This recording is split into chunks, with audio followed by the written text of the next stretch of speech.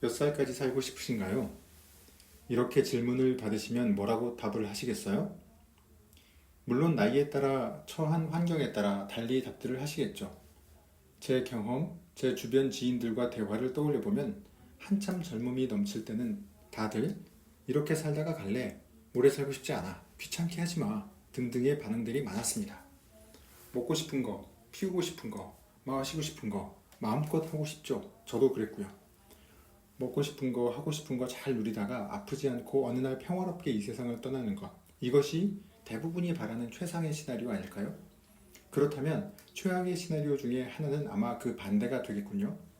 현대의학의 도움 또는 명령으로 먹고 싶은 거, 하고 싶은 거 할 수도 없고 즐거움이 제거된 상태로 고통스럽게 수명이 이어지는 상황 말입니다. 그 도움이 되는 방법들 중에 상당수가 결국은 노화를 늦추고 몸을 젊게 유지하기 위한 것들이었는데요. 치유, 회복, 예방에 대해서 도움이 되었던 책, 알츠하이머의 종말, 젊고 건강한 뇌를 만드는 솔루션이란 부제를 책 표지는 달고 있죠. 뭔가 희망을 주는 부제입니다. 그렇지만 책 앞부분에서 저자는 알츠하이머 정복 전쟁에서 주류 의학계는 몇십 년째 제자리 걸음 상태라는 암울한 상황을 설명합니다. 네, 치유제는 아직 없답니다. 증상을 단기적으로 좀 늦추는 것처럼 보이다가 시간이 더 지나면 더 이상 듣지 않는 식의 패턴을 보인다고 합니다. 저자 데일 브래드슨 박사는 최근 10수년간 전자현미경, 컴퓨터 등 엄청난 속도로 발전하는 도구들 덕분에 의학 역시 눈부신 발전을 거듭하고 있는데 알츠하이머만은 예외적인 상황이었다고 합니다. 계속 제자리 걸음이라는 거죠. 실제로 FDA로부터 승인받은 치료제가 단 한 가지도 없다고 합니다. 주류 의학계가 원인으로 지목한 아밀로이드 베타 가설에 너무 오랫동안 갇혀 있었는데 아밀로이드 베타가 뇌 속 시냅스에 생성되는 것은 원인이라기보다는 뇌 방어 체계 가동의 결과로 보는 것이 오히려 더 타당하다고 저자 브래드슨 박사는 이야기합니다. 대신에 오랜 연구 끝에 도달한 대안적인 치료 방안이 차츰 성과가 나오게 되자 적극적으로 알츠하이머의 원인을 제시하고 예방법과 치료법을 제시합니다. 이분 설명을 읽어가다 보니 알츠하이머에 우리 모두 결국 언젠가는 걸린다는 겁니다. 아니면 걸리기 전에 죽거나요. 게다가 젊은 알츠하이머 환자가 늘어나는 추세라는 겁니다. 저자가 제시하는 대안이 빠르게 주류로 편입된다고 하더라도 기존 주류의학계가 제시하는 대응 방법만을 신뢰하시는 분들에게는 치료제가 없는 셈이니 알츠하이머는 찾아오면 안 되는 재앙인 셈입니다. 젊은 사람에게도 찾아온다는데 아포이4라는 유전자를 가지고 있는 사람은 50에서 90%더 높은 확률로 알츠하이머에 걸릴 수 있다고 합니다. 책에 나오는 통계들은 미국 기준이 대부분이라서 한국 자료 검색을 해봤습니다. 기사 하나, 버럭 화내고 말 어눌해진 4050 초록이 치매 의심. 기사 두 번째, 알츠하이머 치매 40대 이상 점차 증가 추세 의사신문. 초록이 치매의 다양한 증상. 어휘가 생각나지 않아 그것 등으로 표현하는 일이 많아진다. 자발적으로 일하지 않으려고 하고 매사에 수동적이 된다. 평소에 잘 알던 익숙한 곳인데도 장소를 혼동한다. 계절에 맞지 않은 옷을 입는 등 판단력이 떨어진다. 이유 없이 급격한 감정 변화로 의욕이 떨어진다. 욕구를 자제하지 못하고 성격이 충동적으로 변한다. 의심이 많아지고 시비를 거는 일이 잦아진다. 자료는 중앙치매센터에서 발표했습니다. 아직 노인이라고 할 수 없는 젊은 나이에 찾아오는 치매 증상을 초록이 치매라고 하는데요. 건강보험 심평원 자료를 보니 치매로 병원을 찾는 인구가 2009년 대비해서 2019년 10년 사이에 4배 남짓 늘었는데 그중 젊은 연령대가 10% 내외를 차지하고 있네요. 원인은 무엇일까요?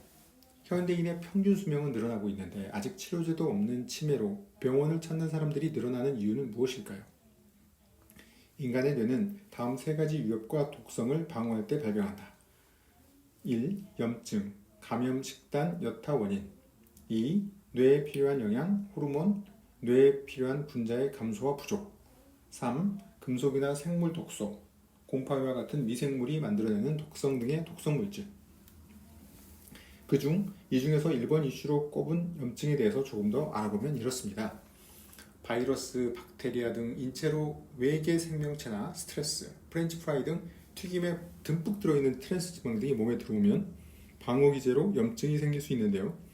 여기에 더해서 늘 앉아서 생활하면서 운동 안 하기를 곁들여주면 상황은 훨씬 더 악화되면서 내장에 염증이 생기게 됩니다. 이 상태가 오래 지속이 되면 견디지 못한 장은 병이 들게 되고 장누수증후군으로 발전하게 됩니다. 장누수증후군 어떻게 생겼는지 한번 보겠습니다. 좌측은 건강한 장 내 표면을 확대한 일러스트레이션이고요. 우측이 장누수증후군으로 많이 아픈 장 내 표면입니다.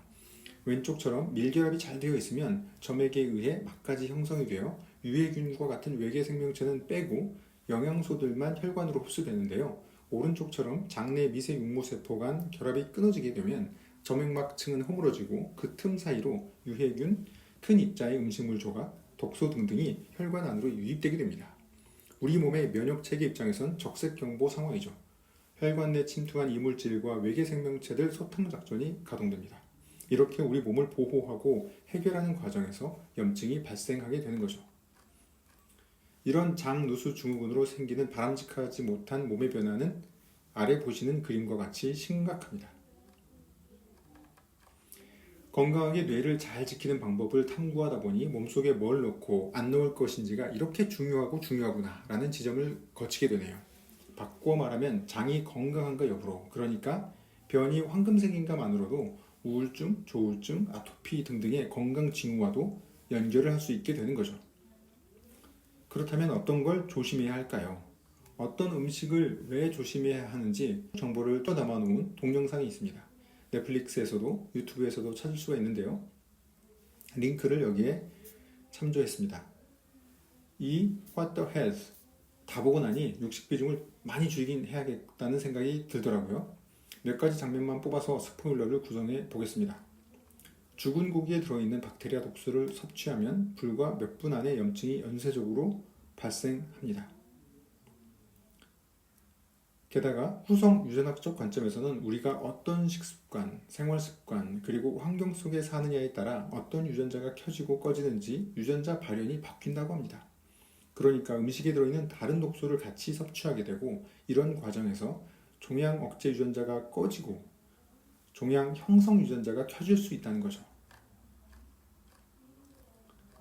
다이옥신 같은 독이 우리 몸으로 들어오는 경로의 대다수가 슬프게도 육류와 유제품이라고 합니다. 14년 동안 공장 옆에서 살면서 연기를 마시는 양만큼의 다이옥신을 그 주변 풀을 뜯는 소는 단 하루 만에 섭취할 수 있다고 하는군요. 채식이 답일까요? 채식 위주로 식단을 유지하면 어떤 긍정적인 신체 변화가 있는지 여러 권의 책을 내시고 오랫동안 활동해 오신 의사 선생님도 계시죠. 그리고 What the Health 동영상에서 과도한 육식의 위험성을 인터뷰에서 이야기해 주시는 분들은 대부분 의사들입니다.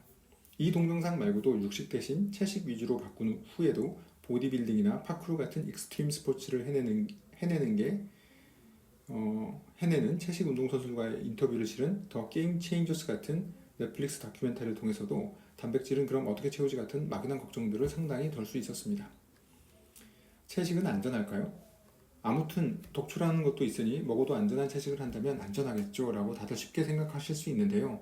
꼭 그런 게 아니라는 겁니다. 우리가 늘상 먹는 야채, 식물 중에서 독처럼 작용하는 렉틴 단백질 함량이 높은 부위가 있으니 주의가 필요하다고 합니다. 렉틴은 먹으면 바로 사망에 이르는 맹독은 아니지만 천천히 조금씩 몸에 쌓이게 되는데요. 그렇게 몸은 힘들어질 수 있고요. 자세한 설명은 스티븐 건드리 의학 박사가 정리해놓은 플랜트 패러독스에서 확인할 수 있습니다. 책 엿보기 차원에서 짧게 소개해드리면 씨앗 부위에 렉틴이라는 단백질이 많다고 합니다. 그러면 씨는 가급적 먹지 않는 게 좋겠죠. 아무튼 이 렉틴 단백질 독소는 찌거나 말리거나 하는 등의 요리법으로 줄일 수 있다고 합니다. 그러고 보니 서양식 요리법에 비해 전통적인 한국식 요리법이 건강에 유리한 셈이더군요. 문제는 양이다. 아무튼 우리 몸의 면역체계를 너무 힘들게 하지 않으려면 알아야 할 게 참 많죠. 게다가 채식 위주로 하더라도 우리의 몸과 뇌를 건강하게 유지할 수 있는 게 정말 맞나? 그렇지 않아 보이는 사례도 꽤 있는 것 같던데 싶더라고요. 정작 가장 중요한 것은 양이라는 주장이 있습니다. 이 책은 불량지식이 내 몸을 망친다 라는 이 책은 저도 사서 보지는 못했는데 링크해둔 이곳에서 내용을 확인했습니다. 이 주제 말고도 양질의 좋은 지식이 많이 있는 곳이더군요. 결론부에서 다시 한번 언급드리지만 적게 먹기 또는 간헐적 단식과 같은 건강한 자극은 우리 몸을 지키는데 매우 핵심적인 역할을 합니다. SBS 유튜브 채널 SBS 스페셜 끼니 반란 첫 번째 에피소드 꼬르륵 소리가 나면 젊어지는 과학적 이유에서도 간헐적 단식, 소식을 통해서 젊음을 더 오래 유지할 수 있다는 소개를 흥미롭게 소개하고 설명하고 있습니다. 책 노화의 종말. 필요에 의해서 뇌를 건강하게 하는 방법을 찾아 헤매다 보니 식이요법이 매우 중요하다는 걸 알게 되고 각종 만성 질환을 해결하기 위한 교집합에 꼭 들어가는 게 식이요법이라는 걸 알게 되었는데요. 또 다른 공통점 중에 하나가 안티에이징 또는 웰에이징을 위한 방법과도 묘하게 겹치는구나 하고 생각하던 중에 만난 책입니다. 노화는 질병이고 노화가 사실은 만성 질환이나 암과 같은 치명적인 병들의 원인이기도 하다. 이 노화는 치료할 수 있다는 증거들이 발견되고 있고 그래서 노화를 늦추거나 노화를 역전시켜서 다시 젊어지게 하는 것이 가능하다는 증거들이 나오고 있다. 라는 믿기 힘든 주장을 조리 있게 설명하는 책입니다. 독자들을 납득시키기 위해서 지구에 사는 생명체들은 장수 유전자를 가지고 있고 이 장수 유전자의 작동 방식에 대해 설명합니다. 또 생명이란 무엇인가? 왜 노화는 일어나는가? 라는 질문들을 풀기 위해 과학계, 의학계는 역사적으로 어떤 노력을 해왔는지 설명하고 이러한 의학 발전 과정이라는 맥락 안에서 최근의 연구 성과들에 대해 설명합니다. 그리고 이렇게 결론을 내리고 있죠. 노화라는 질병을 치료할 수 있다는 가능성이 보인다. 젊고 활기찬 삶을 더 오래 사는 혜택을 누리는 사람들이 가까운 미래에 우리는 보게 될 거다라고 이야기합니다. 노화의 여러 징표들. DNA 손상으로 생기는 유전적 불안정성, 염색체를 보호하는 끝부분인 텔로미어의 마모, 어느 유전자가 켜지고 꺼질지를 조절하는 후성 유전체의 변화, 단백질 항상성이라는 단백질을 건강하게 유지하는 능력의 상실, 대사 변화로 생기는 영양소 감지 능력의 혼란, 미토콘드리아 기능 이상, 건강한 세포의 염증을 일으키는 좀비 같은 노화세포의 축적, 줄기세포의 소진, 세포 내 의사소통의 변형과 염증 분자의 생성, 이라는 노화의 여러 징표들이 있습니다. 급한 결론입니다. 더 오래 젊게 살아보기. 노화를 늦추기 위해서는 장수 유전자 또는 활력 유전자를 활성화시켜야 하는데요.